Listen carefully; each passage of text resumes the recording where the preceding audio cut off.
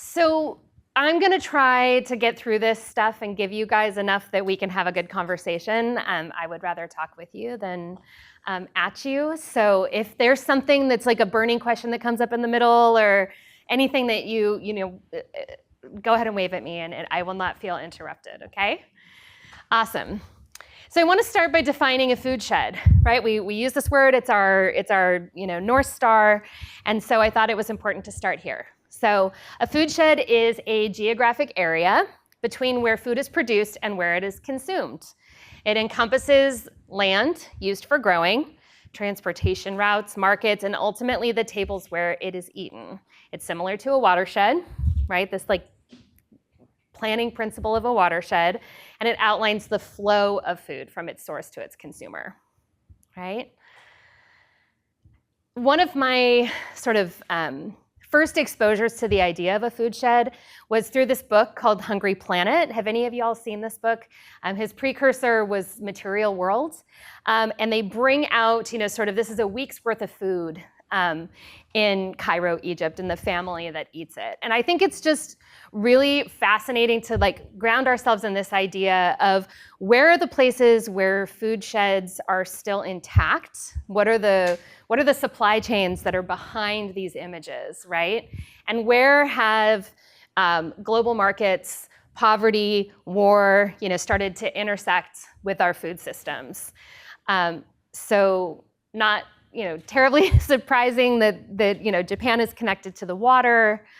You look at a family in Guatemala and you think about if a doctor was going to prescribe you a diet, maybe it would look like this. But that's not our perception of the realities of living in Guatemala.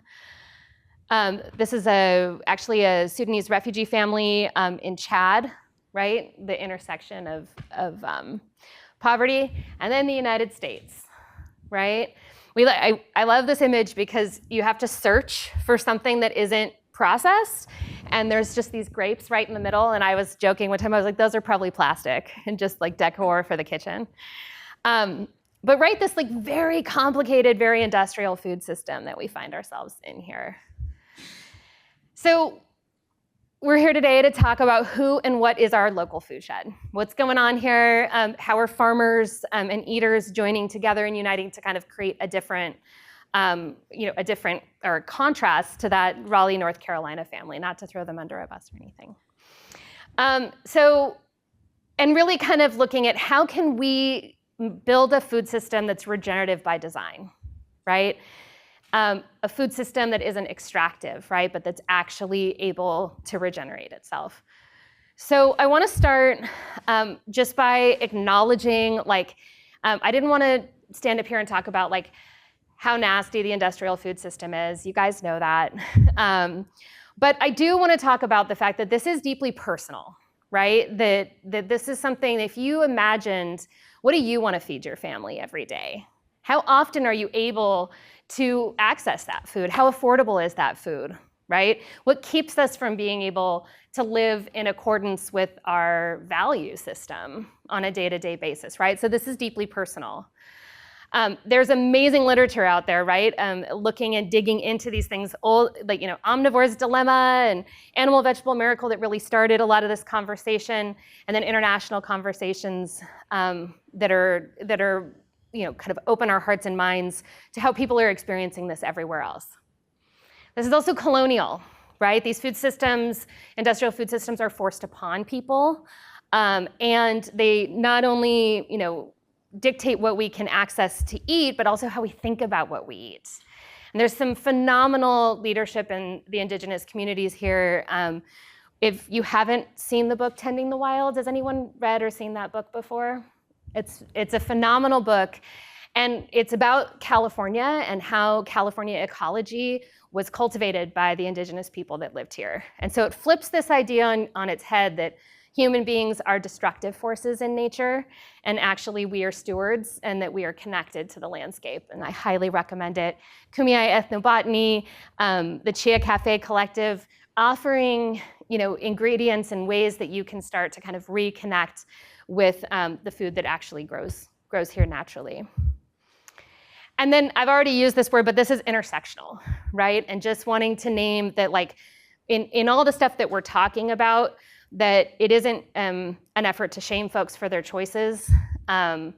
This is, there are volumes and volumes of books about how our lives are, and our choices are not our own because of the systems that guide them. Has anyone seen Inflamed or read the book Inflamed? It's recently out, highly recommend. It's a really phenomenal look at how climate change and our health are linked. So I wanted just real quickly to talk about how I got to this, because I think it's modern history in a way through my lived experience. So I was first exposed to the ideas of globalization by organizing and participating in the World Trade Organization protests in Seattle in 1999.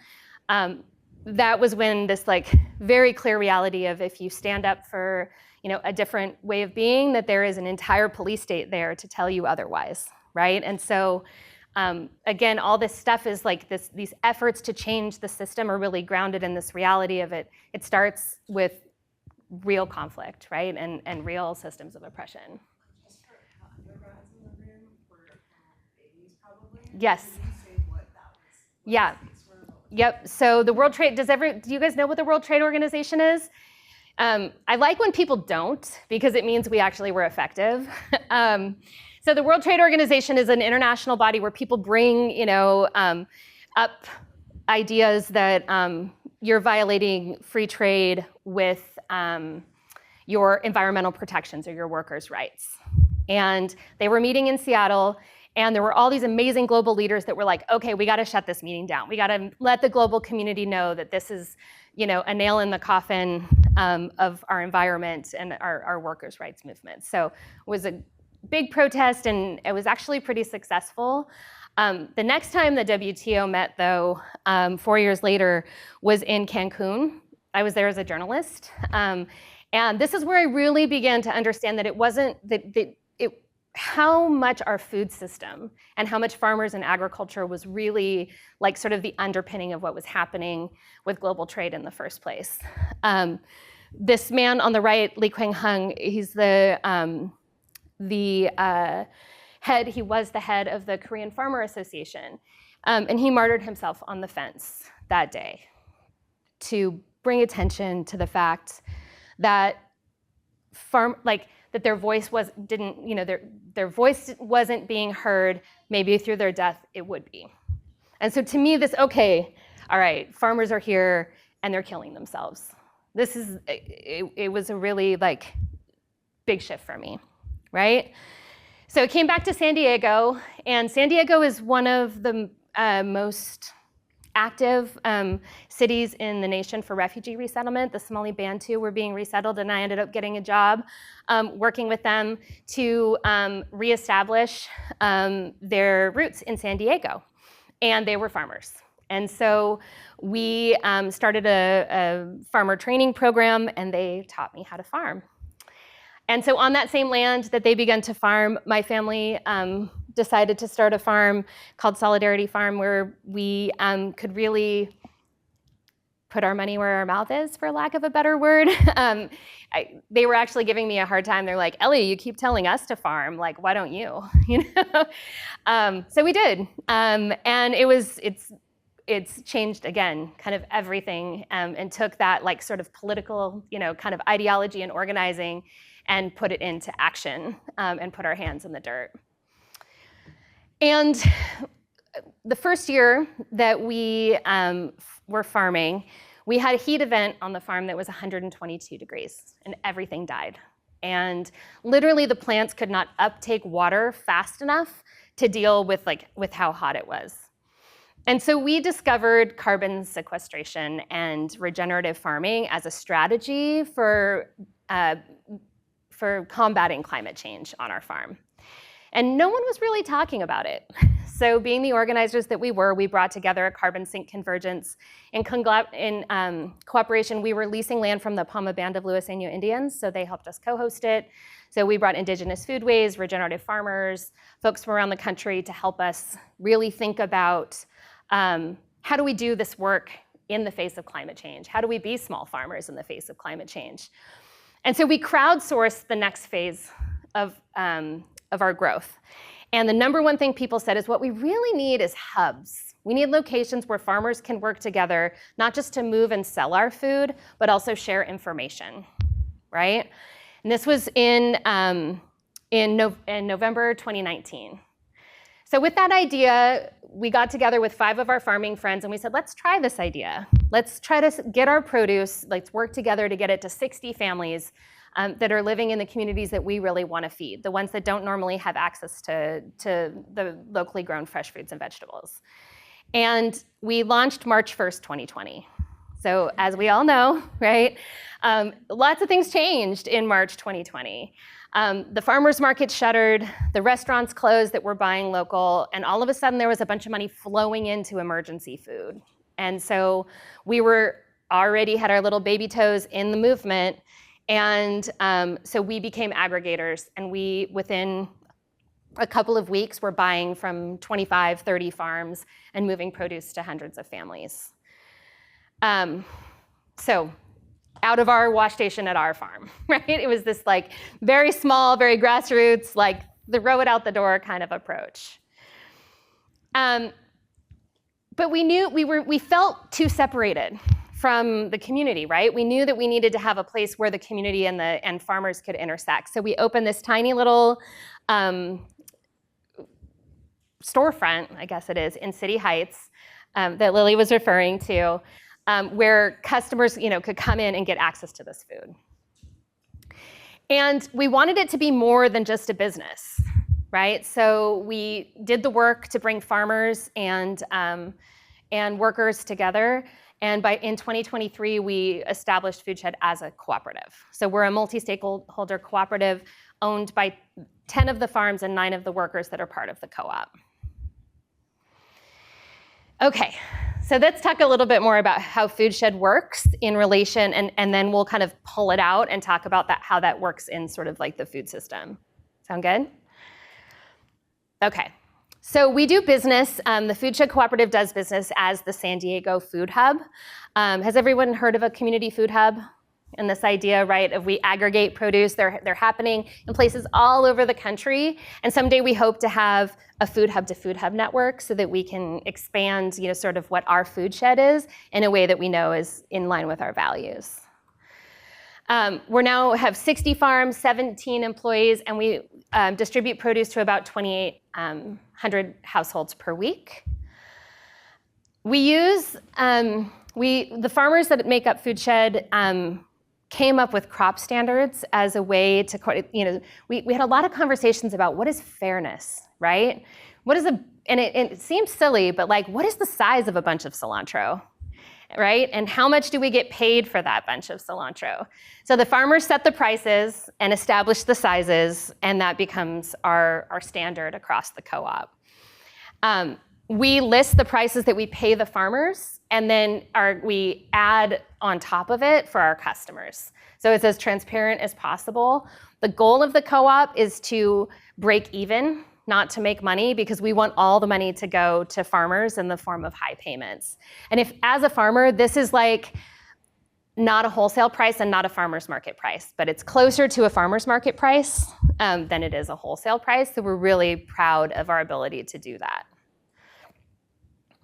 Okay, you don't have to internalize this, but the way that we organize ourselves, I think, is really important, and I wanted to share. So every 3 months, we predict what our market channels are going to be. And we design and curate what's going to go to our customers. And our customers tell us this is what we want. Then we put it all into this crazy big, long crop plan, and then we send it out to our farmers. And our farmers tell us what they want to grow. So let's say we're going to aggregate 2,000 carrots, okay? We first go to the small and socially disadvantaged producers and ask them what they want first. So let's say your farm is like, I can grow 50, and my farm can grow 75, and you're the owner of a much larger farm, so I'm going to do 400, right? So we parcel those out, and so far, it's worked for everyone. No one's upset that, that the smaller and socially disadvantaged farms get to go first, because that's part of our cooperative purpose and points of unity, right? And so that's what everyone's expecting. And then each week, We utilize a platform called Local Food Marketplace. I share this because technology as a design element is so important as an interface, right? And innovations in this sector have made it possible to do our work in the most efficient way. So we use this platform called Local Food Marketplace. Our customers place orders, and we're able to tell our farmers exactly what we want them to harvest. Then they harvest it, right? And they deliver it to our, yes? Yes. Yeah. We didn't design it. So Local Food Marketplace is used by community food hubs across the country. So we just, there's a few of them. Some are working mostly with like CSA platforms, like farm box, programs, but Local Food Marketplace is working with other food hubs. And so we think we can use it to network between food hubs down the road. It's super cool. So then it's delivered to our packing facilities, right? And it's either home delivered or sent to a community partner, right? So this was a photo of delivering produce in southeastern San Diego when the floods happened just a little while ago. And then this is a food pantry where the produce goes. So we try to get it like from us, the idea, right? From us directly to the folks that are gonna eat it. And then we use something called the Healthy Places Index to verify that we're achieving our health equity goals of getting this food where it needs to be. Have you guys seen the Healthy Places Index? So it's a map of by address or by HUD census district. The darker blue areas experience higher rates of health disparity, and the green areas, so this is Balboa Park, less health disparity, southeastern San Diego and City Heights, right? And then we can use their platform. This is a crude version of it, but then we can overlay our delivery addresses and make sure that they're on those dark blue areas, right? As much as possible. So to date, we've been able to send more than 2/3 of the produce that we aggregate from farms into one of these neighborhoods that are experiencing health disparity. The other third are retail sales to customers that help support the business model. This year, we'll aggregate over $2 million in produce from farmers, which, if you look at sort of the trajectory, right, we've kind of doubled each year. And then this year we're leveling off, and we'll talk a little bit more about why that is. It has a lot to do with the federal government's decisions about how they're gonna invest their money in communities. Okay, so that's San Diego, yes? It is a combination of certified organic and regenerative. I'm gonna get into that in half a second. Of how we verify people's practices. Another one of our points of unity is to utilize beyond organic or regenerative practices. So our work in neighborhoods, we have we're really moving towards creating more than just our City Heights location and operating food pharmacies. As Lily was saying, we operate a sliding scale so folks can tell us how much they can afford. There's a break-even price, a retail price, and a discounted price. And excitingly, we actually earn money in that venue. And even folks that are utilizing like their CalFresh or their food stamps are, when they can, they're paying the retail price to support the organization. And when they are, getting to the end of the month and things are a little tighter, they switch down to the other bracket. We work with a network of promotoras who are our voice in the community. They teach cooking classes. They do outreach to engage folks in making sure that they have access to all the programs that we're doing. And community-based organizations, this is the POC Fungi group. If you guys haven't, they're amazing. They're like the best cooks ever. And they teach classes at our hub to bring people in and teach them how to use the food. We also are bringing the schools in as much as possible and getting kids involved. And then let's talk about the regenerative practices. So it's really difficult to be a farmer, right?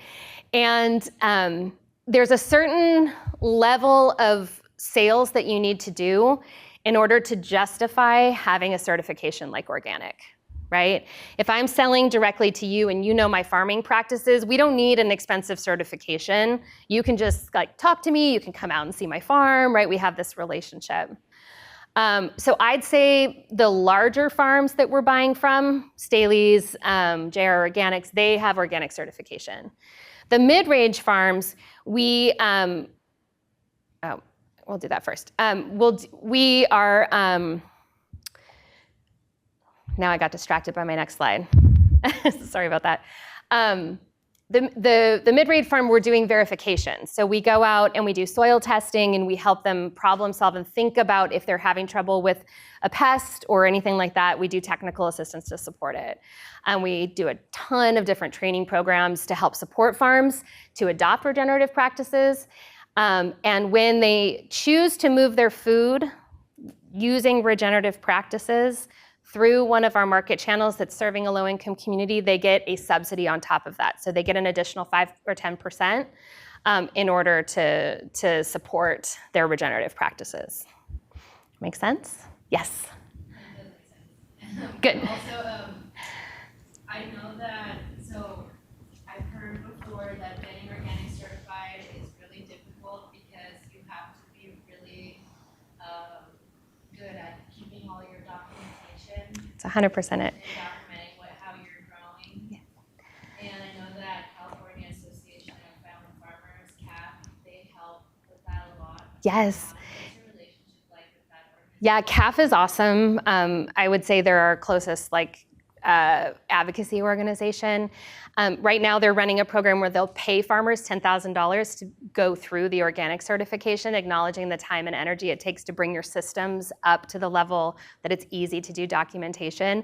Again, technology is making this a lot easier with being able to bring your tablet into the field, and the certifiers are getting better at just being able to take pictures and check boxes, and then it automatically uploads to the right place. So we're getting better at lowering the bar, but if you don't speak English, or you got a million other things to do, it's not at the top of your list, right? And we all understand that.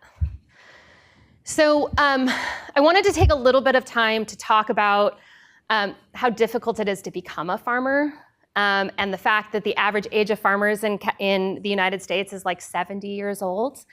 And the number of small farms is declining every year after year, despite increases in kind of local food sales, because of the sort of how difficult it is to become a farmer, and acknowledging that we need access to quality health care, we need secure housing, we need financial stability, we need legal status, we need lifestyle balance, right? And these are things that we don't just achieve through marketplace transactions, right? These are systemic things that our communities need to address, and that farmers and farm workers want the same things. Right? Lots of times we get pit against each other, especially in these large industrial farms, but that there's a lot more alliance that we're building through on small farms where farm workers and the farmer are much more closely connected. Make sense? So we have this, these phases that we recognize that you have to be aware of the opportunities in farming. You have to have an opportunity for training and apprenticeship if your family wasn't a family farm. But then you get to this place with stability, right? And you can't get to growth and mastery unless you have stability. And so that's a secure immigration status, having credit versus debt, which makes it really hard for students, for example, to decide they want to be farmers. Childcare, right? Rural access to childcare in rural communities is kind of a bummer. And food security, if you don't have a car, is kind of a bummer, right? So if we don't deal with these systemic issues, right, farmers are never gonna out-hustle the scenario that we've created for them, right? But if we can address the stability issues, then we have a lot better chance of getting to mastery, and then beyond mastery, right? Either we decided you got to be able to get off the wheel somewhere, right? You can either be satisfied with the place that you're at, or you can advance towards new opportunities and kind of start the cycle over again, right? So just wanting to share that as an organization, we're thinking about these things, but we also know that we can't do it all. We do what we can. right? So this is this is Sarah. She's our soil scientist. She's out doing soil tests. Actually, she's out doing soil tests today for the Gilmore Lab, which is a UCSD new soil health lab. So super excited. We've got a contract to go do the soil testing. We have mentors, right? Farmer mentors that are out in the field talking to folks about their issues. This is Nan. He's my husband and the co-owner of Solidarity Farm, which is a much smaller farm than JR Organics where he's visiting. But he went out and he was looking at their greens operation, and in their wash station they had folks using salad spinners, right? Instead of, and it was slow. And Nan had used an old washing machine to create centrifugal force. So he built 3 and took them to JR Organics, and now if you go into a Jimbo's, their entire lines of greens is available at Jimbo's. So it's sometimes these little things that are getting in the way. But as you guys all know, when you're doing kind of work, you can get very myopic and head down, and it's difficult to look up and come up with these small solutions that can change everything. So mentorship is really important. We also, it's difficult to access infrastructure. Something as simple as a Caterpillar tunnel, you can buy it, but how do you find the time to put it up, right? So bringing other farmers together to come out and help install infrastructure, or subsidizing the purchase of that infrastructure, right? These little things we can do to help make farming easier. But the most exciting thing I think about what we've done as a cooperative is this is Spencer from Sage Hill Ranch Gardens in Escondido. Phenomenal farm if you ever get a chance to go visit.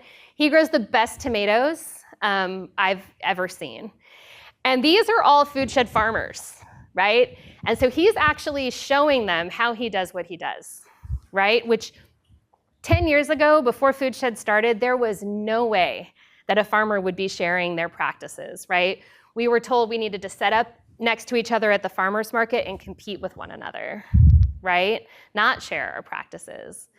But as a co-op, we realized we have 11 million people to market to in Southern California. There is no competition between the very small number of farms that we have. And so people are starting to share their practices. And I think, again, that's another sort of how are we organizing the marketplace to work against people cooperating for mutual benefit? Right? And how can we reorganize the marketplace and rethink about these kinds of things like our cooperative crop plan, right? How do we create something where we can give the smallest folks a leg up and still meet the needs, right, of the bigger farms so that everyone's happy? And then we offer, these are our beginning farmer cohort. So this was a couple summers ago, and I think now at least 6 of them are running their own farms or are employed on farms. So it's really rewarding to be able to get folks out onto farms and watch where they can take it. So let me talk, is anyone watching time? I realized I wasn't. So we're good? Okay. So I want to talk a little bit about systems change, right? So now you know about our operations and how does this relate, to broader public policy. So there are 2 different kinds of public policy that we find ourselves interacting with. The first is the carrot, right? So Prop 4 is a carrot.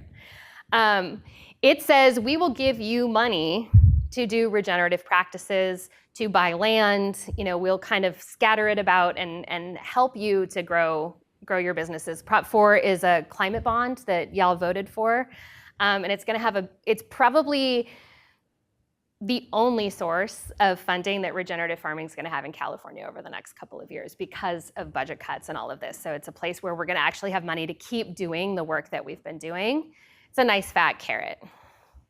There's also the stick, right? So the stick approach is like SB 1383. Have you guys heard of this one? This is like the composting law. So it tells all the restaurants and all of the horse facilities and stuff, you got to compost. And it penalizes you if you don't. Right? So that's the stick. It's like, okay, we can fine you if you don't do what you're supposed to do, right?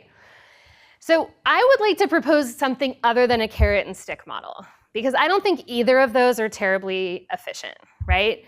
What we have found is the most efficient way to grow our food system or change our food system is what we'd call market-driven public-private partnerships, right? And this is the idea that farmers have resources, right, that we can contribute. to our regenerative practices, and we can infuse maybe some money through grants and technical assistance on this side, right? And that money flows towards system change. We have organizations like food banks, like universities, like that have an equity-driven, mission. They're invested, and they have resources that they can contribute, right? And then consumers, whether they're using their food stamps or their dollars, they have purchasing power, and they can decide how they want to invest their money, right? And all of those working together is actually going to create that in a market-based solution is what is going to create change. So I have some examples to share with you of programs that are like this. So the first one is happening right here on campus. Is anyone part of the grad student Triton CSA? Is anyone a grad student? Okay. So grad students can sign up to receive a subsidized or free CSA share through the Grad Student Union and through Foodshed. So every week, I think we deliver like 200 zero-waste CSAs. Folks come through with their bags and they pick everything up. And it's great because the Grad Student Union is using their money to subsidize the folks that need it most, and then the folks that can are paying half, right? So that's that investment of purchasing power and that equity-driven, solution. Through this, we're also talking to campus dining, but interestingly enough, campus dining needs us to prove our sustainable and regenerative practices because buying from us would actually reduce their score right now.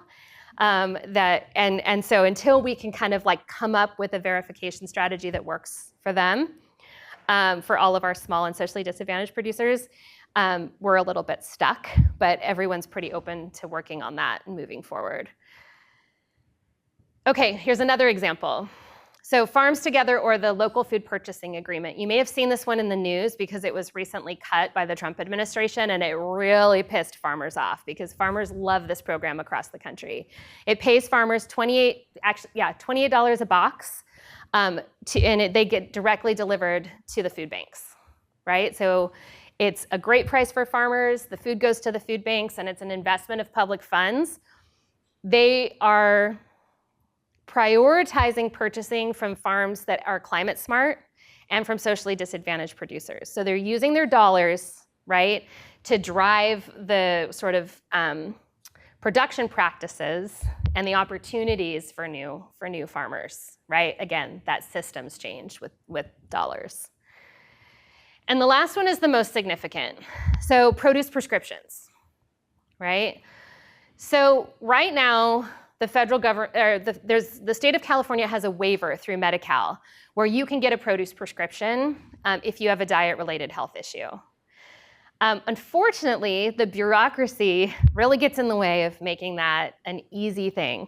There's 4 or 5 different healthcare providers, and if Foodshed wants to do produce prescriptions, we have to have a contract with each one. And they're big. They don't want to have a contract with someone small like Foodshed, right?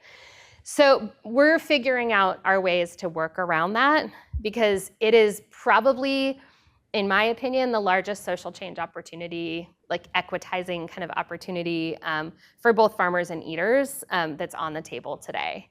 So I put up this complicated graph, not to make you guys internalize it, but to demonstrate that it is like, in order to navigate through healthcare and food systems, we have massive work to do to make those systems talk to each other. There's HIPAA compliance, right, that has to be built into our software.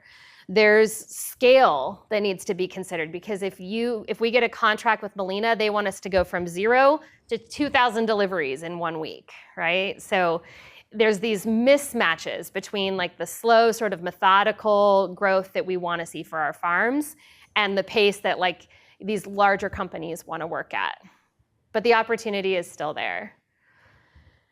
If just 25% of eligible folks in San Diego County were to receive a produce prescription, this is the impact that it could have, right? 1,500 new supply chain jobs, 2,500 new on-farm jobs.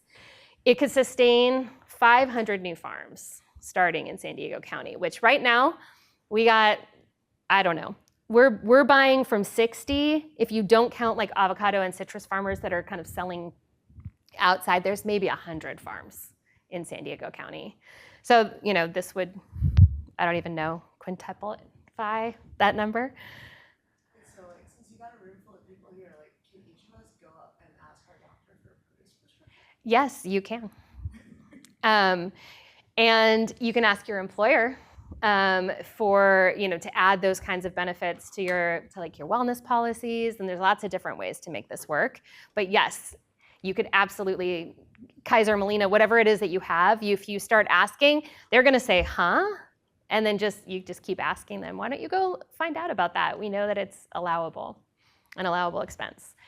And also, right, again, that intersectionality, if we use these dollars to say we are going to buy from farms that are sequestering carbon, that are using regenerative practices, that are lifting up socially disadvantaged producers, then we're gonna drive that demand or that supply from those kinds of producers, right? A market-driven solution. So I'm gonna stop with that and open it up for questions and conversation. But I just wanted to say that, this Foodshed is growing.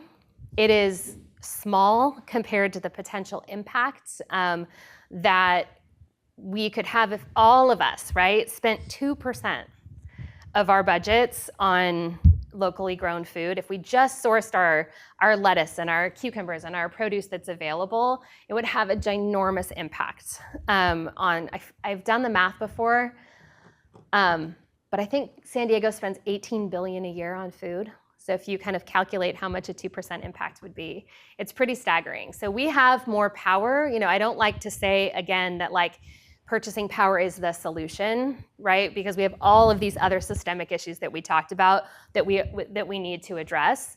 But it is part of the solution. It is something we do have power to kind of drive change while we deal with those larger issues. Okay, I'll stop there.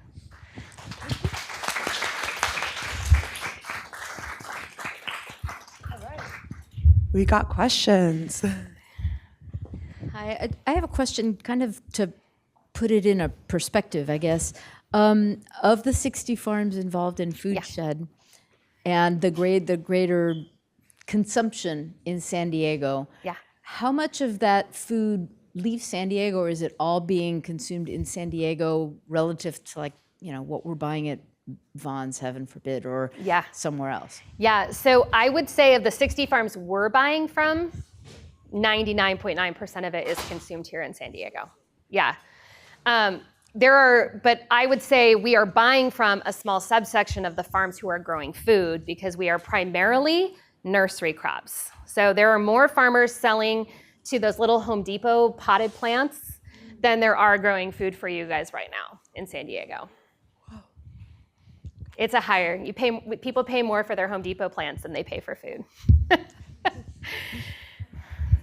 Hi.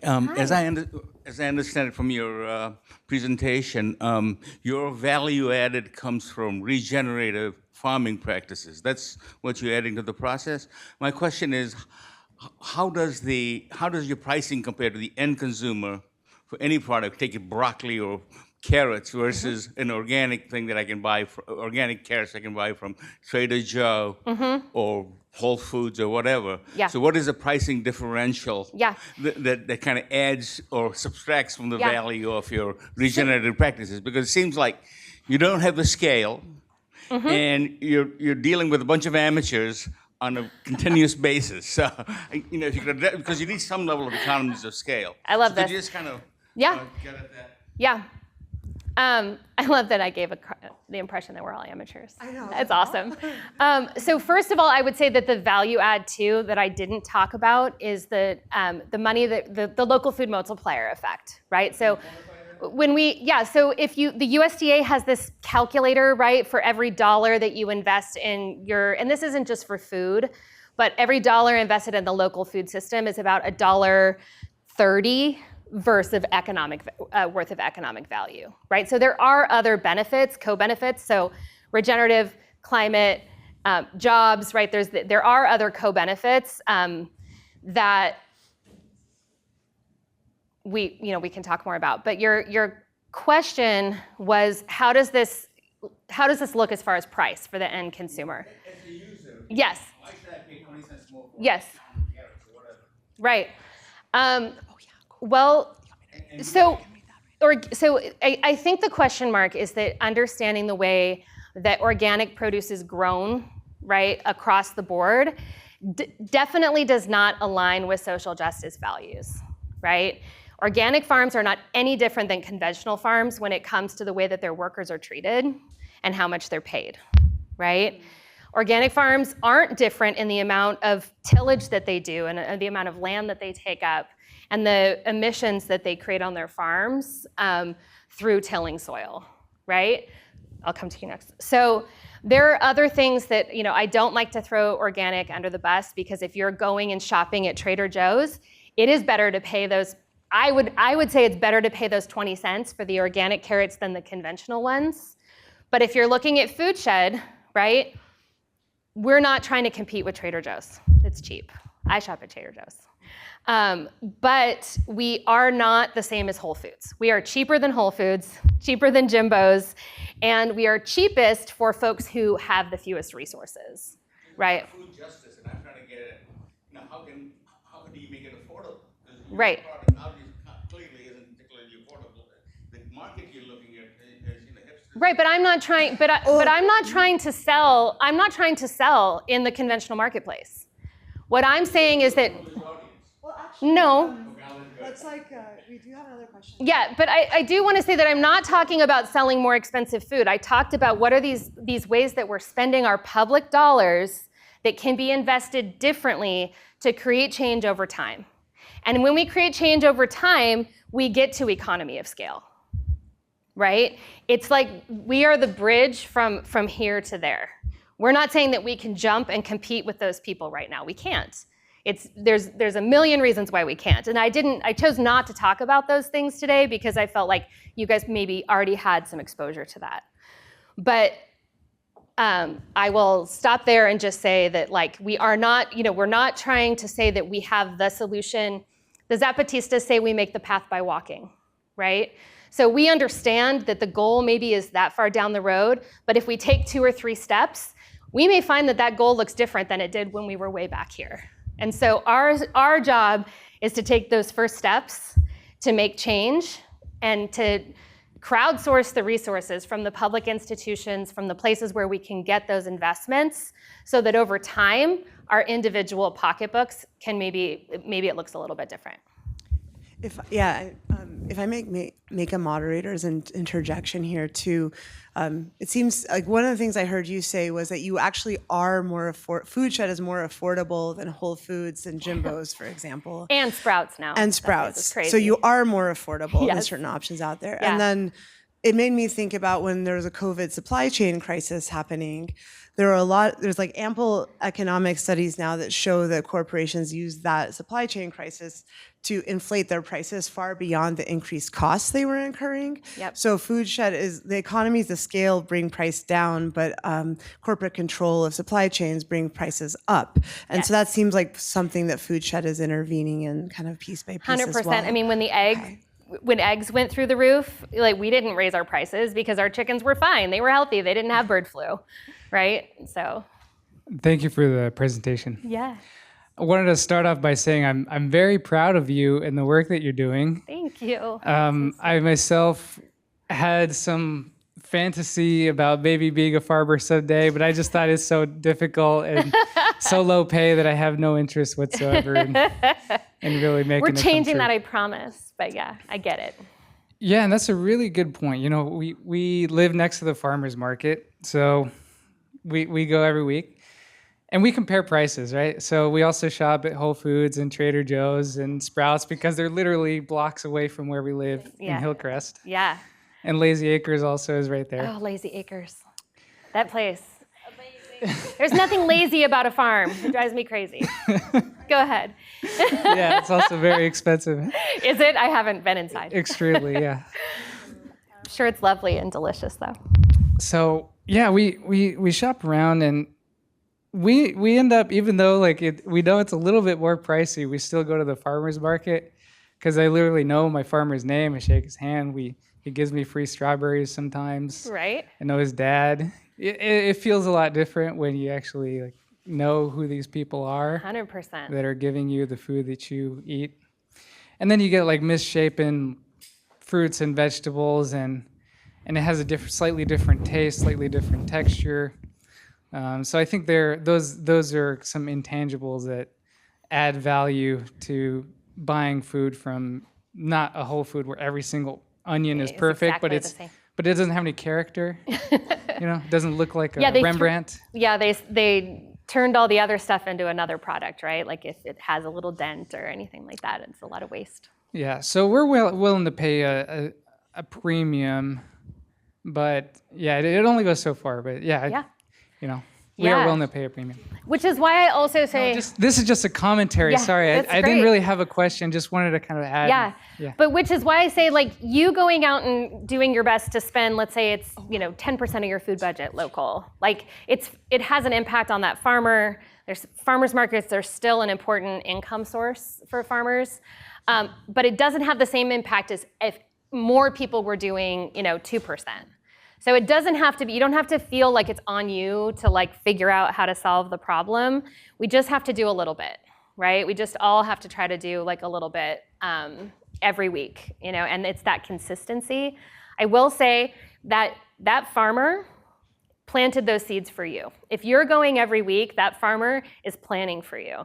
And one of the things that happened in COVID is that all of a sudden we had all these people showing up literally at our gates asking us for food. And it was kind of great because we had, we made more sales in like a week than we'd ever made before. But we tried to explain, hey, if we didn't have seeds in the ground for you 3 months ago, we do not have food for you now.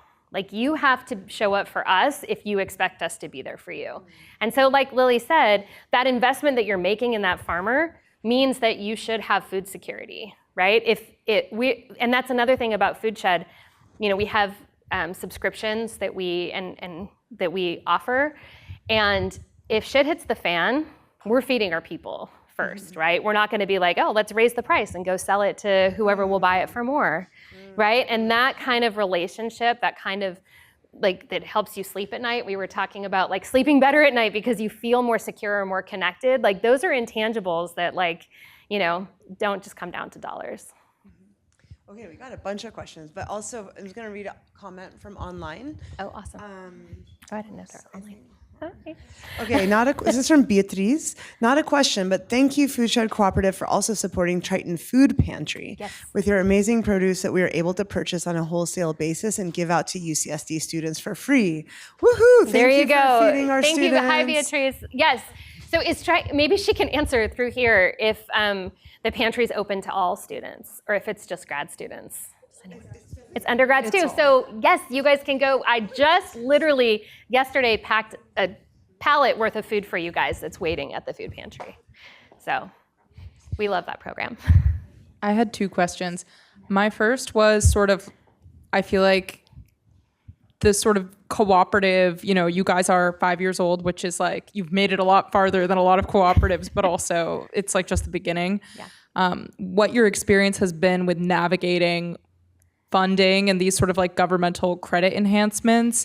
I feel like that's sort of the background of some of this conversation about like the user end price and what it ends up being and what your ultimate goals are for the role that you think sort of like federal or local or state funding can play versus becoming like supported through your community, your members.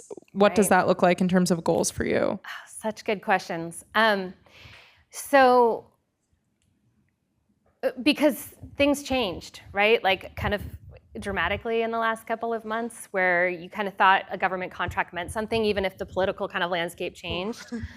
And so we were talking about this before.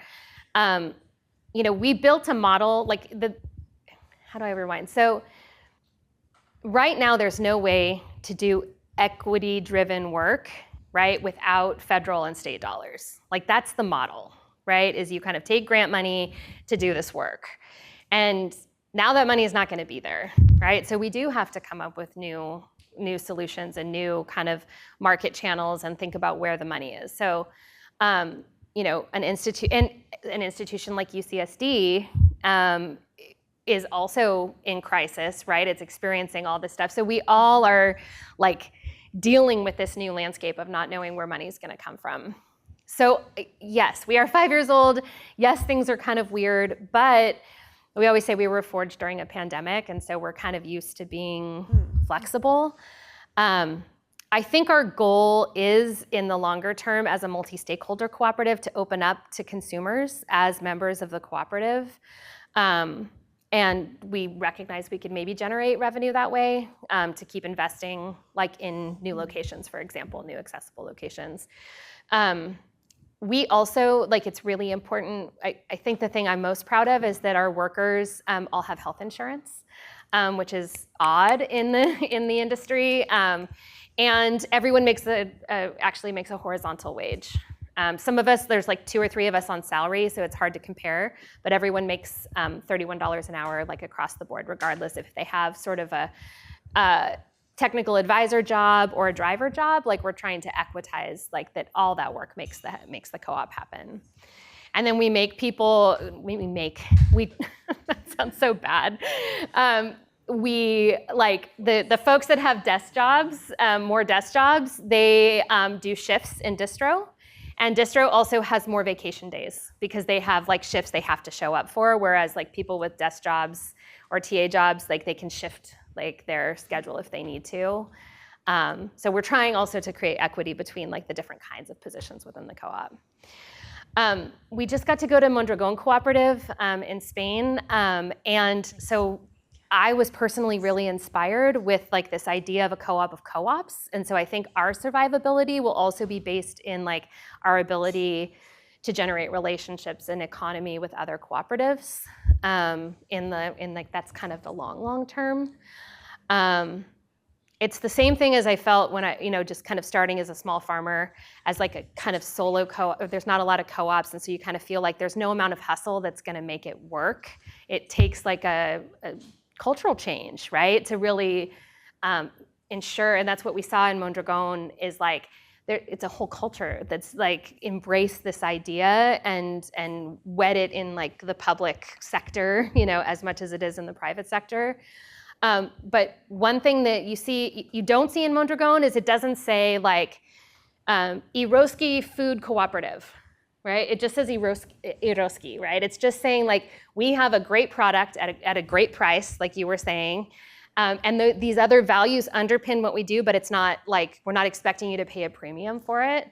And so I think that's exciting to see that, like, once it becomes, like, part of the culture, there is this opportunity to really, like, make, it really does become affordable, kind of for everyone. So that was a lot of answers to your question, but it was a really good question. I feel like we could talk forever about it. So we actually got, just to look ahead, we got 1, 2, and 3. Okay. 4, and 5. Oh my God, this is like the most highest velocity excited of our questions. Excellent. I love talking. I'll hurry up then. Thank you, Ellie, for coming, for talking. I admire you, and I admire guys are so Foodshed. And my question is, are you hiring? I'm just kidding. We are hiring a general manager, actually. So My real question is, you mentioned earlier that your farm, Solidarity, had to transition to regenerative practices because of climate change. Yes. I'm just curious, like, so awesome to see Tending the Wild, to see the Chia Cafe up there. Abe is cool. Abe is so cool. Abe is I love lovely. Abe. I'm just curious, like, how did you, we're talking about design. How did you all design the co-op to be so, like, interdisciplinary, in the sense that you have some people working on workshops to involve the community, different generations in the community, you have the promotoras. I really admire that, because all of those aspects, the lifestyle aspects, are just as important as all the other work. Yeah. Right, so I'm just curious, how did you design it to be this way? Yeah. Well, I mean, that's why I kind of started with talking about, like, this social justice kind of, like, storyline, that led to the creation of Foodshed, is that it's baked in to kind of the DNA. I didn't talk about our points of unity, but we have 7 points of unity that anyone who's part of the co-op has to sign on to, and they are, like, regenerative agriculture, like, supporting beginning farmers, all these things that kind of, like, bind us together. So it just is the badass people that helped start it in the first place, you know, and when you, one of the things that I love is that the diversity of thought among farmers is like pretty extreme, right? We got like our gun-toting like folks out in Anza, and we've got Zimbabwe, you know, kind of immigrants over here, and we got, but there's this common ground in what we are trying to do, like for our work, and I love the exchange that's happening there. Yeah. So I think it was like maybe partially by design, but it's more about the people. When you like figure out ways to bring truly diverse people to the table, right, we produce beautifully more brilliant things. Yeah. Right? And so we mess up all the time, right? Like, but I think the fact that like, one of the things that's really important is that we are a co-op, but we have our independent businesses. So there's like our place where we can like do our thing, and then there's a place where we show up and cooperate and collaborate, and it's not like all cooperative all the time. I think that's kind of important, maybe for human beings. Not sure that answered the question did. completely, but Thank you. yeah. It could be a longer conversation. Yeah, yeah. I just wanted to say thank you so much for coming here today and for your presentation and for all of the work that you do. I just wanted to ask, after seeing that complex like healthcare food systems diagram that you put up and how you are kind of making steps towards building those relationships and working with that system, what is it that you're like focusing specifically on right now as a team? Like what parts of that are you like biting away at right now? Yeah, thank you for the question. So our kind of default is to find partnership. And so so the way Medi-Cal works right now, the waiver that we have provides for these things called community supports through Medi-Cal. And it's everything from addressing like homelessness to substance abuse to all these things like at their root, which is what makes the Medi-Cal transformation so cool. It isn't just like one thing, but really it's making health about all these root causes of what we know is going on.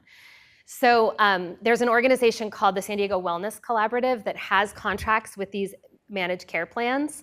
And so they're trying to push to Kaiser and Blue Cross and say, hey, expand our contract so that we can contract with Foodshed to be able to do this work. And then we're trying to build out a HIPAA compliant connection with local food marketplace so that if we do it, every other food hub will be able to do it. So that's the other thing is like, if you figure out you got a problem, try to make a solution that isn't just for you, right? Like try to build out a solution that like is bigger so that other people then can kind of lift it up and, right? And hopefully they're dealing with some other little tweak that's gonna make your system work better. So that's what we're focused on is those interfaces and building partnerships that can already solve our problems so that we don't have to do it ourselves.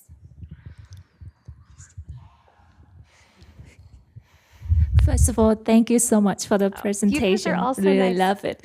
I came here, didn't want to become a farmer, but I'm leaning toward. We're pulling you back in. So I think I don't really have a question, but it's more like a supporting comment that is actually came from the person asked the question before. He asked whether how can, at the end of the day, what is the value that Foodshed can bring to the customer, and for $1 to $1.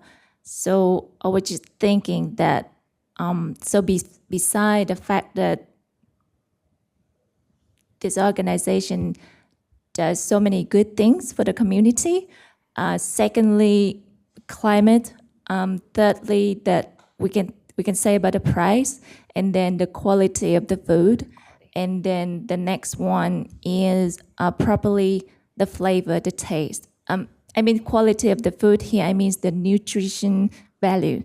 So do you think that it would be good to promote these three key things to reach to the population that might not care much about, maybe to grasp their attention, to reach like more people that don't really care about certain things, and then.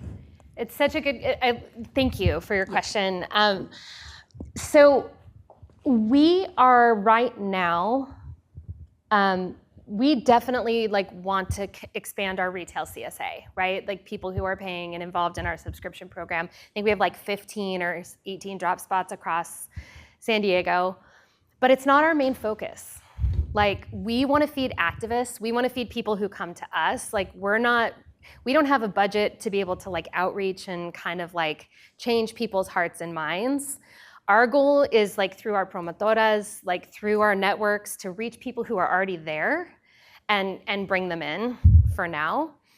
I want to work more with students who are studying things like, the soil health lab, right? I'm like, oh, how cool would it be if the soil health lab gets with like the biology lab and we could do some sort of look at like, what is the microbiology in the food and how is that impacting gut health? And how is gut health like impacting mental health of the folks that are eating this food, right? And our produce prescription program, what changes are we seeing if we're giving produce prescriptions to pregnant moms? Like what's the outcome in 9 months if they ate a produce box all the way through? These are the kinds of very exciting, kind of, not that UCSD isn't doing science, because of course it is, but there's like citizen science too that's involved in this of like, right, what are the real things that people are experiencing that we can talk about? And so those are right now, that's where we're at. We want more partnerships, more relationships like that to gather the storytelling. And then I think the produce will end up selling itself over time, because people are going to hear about it, they're going to taste it, they're going to want it, and then we'll decide whether or not we want to give it to them. We don't have a drop spot in La Jolla. Like we don't have a drop spot in some of the higher income areas, and we do have one in Point Loma, but we charge them more money than we charge the people in City Heights, right? We're really like, and they know that. It's not like a surprise to anybody, but we are really trying to focus on equity and like getting this food. Right, I didn't talk about the county is trying to buy food for the foster care program, the domestic violence shelters, and that's who we want to feed, Yeah, to add to the ongoing conversation at this point, another point in the thread. Interestingly, I was thinking about how you said you had like a diversity of farmers, and for sure, one of the first things, like, I shop at Sprouts because the produce is a little bit fresher than like Bonds, for instance. That's like what I have near my home. But I know like one thing that me as a normal working class like student, I would be incentivized to buy from Foodshed if it's like more culturally like relevant foods, which kind of like brings back to the point of like you said like kumiai, like medicinal or traditional like foods. And I feel like that's something that is like a huge like cultural point that major retailers, even like Whole Foods, like the vibe in there, even in Sprouts, is very dead. Like yeah, it's scary and like it's very like dull. It's not bright, and like when you look at these photos and you look at like the different produce, even like somebody was saying like different shapes, it's very vibrant. And also there's an opportunity to like bridge like nopales and tomatillos for hot sauce. Like Bonds doesn't always have that, or have to, You got to go to Vallarta's or Northgate. Yeah, and I don't have access to that. Like, and I'm used to something different. Like I'm from Los Angeles, and every store has tomatillos. But here it's like, oh, I really do have to go out of my way. So I think that is such an interesting like pull, and I think it's so cool that there are like diverse farmers, because I feel like there are diverse communities here, and that's like a huge opportunity to be like, you can have what you're used to having, and it's still fresh. Yep. Yeah. 100%. I mean, I would say like a huge opportunity like in Southeast Asian specialty vegetables. Like there's there's no community like the immigrant Vietnamese community for supporting farmers markets. Like when we started the City Heights farmers markets, there were like lines out the street because we brought a Laotian farmer that had long bean and had all these things that folks were looking for. So yes, like right there's all these opportunities from like the cultural foods perspective. One thing I've learned There are like some tribes that are doing really amazing kind of like public programs. The Luiseno tribes up in like Valley Center area where my farm is are much more private. And so there's sort of like this, it'll be really interesting to see over time, like as the interest in culturally, or indigenous foods and decolonizing our diet like kind of comes about, what does that look like? What does that actually, and one thing that is really in our way is seeds. We don't have like the seed sometimes to grow the things that we want to do. When COVID hit, we realized like, oh my gosh, everyone was buying seed. All the gardeners were buying seed and the small commercial growers couldn't get seed. It was kind of scary for a minute. We were like, and our seed comes from Johnny's. It's a worker co-op, but they're in Maine. And so we're trying to get them like, come out here and grow more out here and sell more out here. And then this woman, this lovely human, Bianca Bonilla, is starting a seed warehouse and seed project in Oceanside. So we're like baby steps, So it's like, we need the people that are interested in eating. We need the like seeds and the knowledge of how to produce it, and we need to kind of bring those things together. So you guys are like literally the shepherds of like that kind of thing, right? Every day we're kind of deciding and where we eat and how we, is gonna encourage that kind of thing. So, yeah. Thank you so much for the presentation. I really enjoyed it. Awesome. I was curious to know what kind of climate conscious kind of problems did you face during this process, and how would you streamline it, and do you have like strategies to streamline it? Yeah. So soil health is like, it's like building a resilient dome kind of over your farm, like under a dome or something like that over your farm. For every 1% organic matter that you increase in your soil, right, which you do through adding compost and creating a fungal-rich environment over a bacterial-rich environment, we save an acre-foot of water, right? And so for every 1%. So if you think of like the water savings alone, but then that water is actually sitting in your soil, right? So when there's a climate event like that big shift in temperature, it's already like more resilient. Also, the more biodiversity you have in your soil, this is so cool, but like it's literally, right, the like microbes that pick up the nutrients in your soil and bring it to the plant.